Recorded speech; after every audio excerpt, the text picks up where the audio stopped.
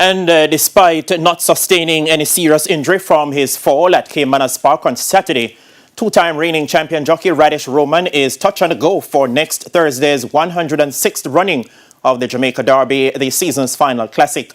Roman, who was astride Midnight Galaxy, fell during the running of Saturday's second event and did not ride for the remainder of the day.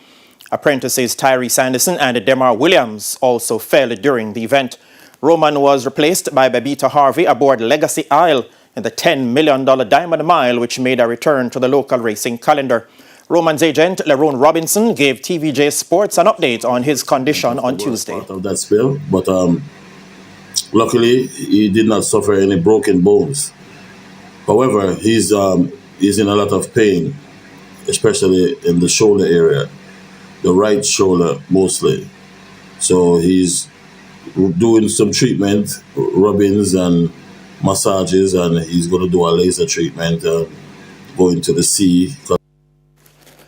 Roman was expected to partner the Gary Sabrati-trained 2,000 Guineas winner Salute the Don in the Derby, but remains doubtful.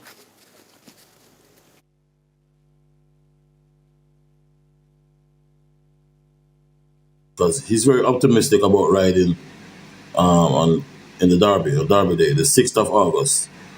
So hopefully with the treatment and the painkillers, he can recover. If he does not recover, he will be riding very soon, which will probably be a week after that.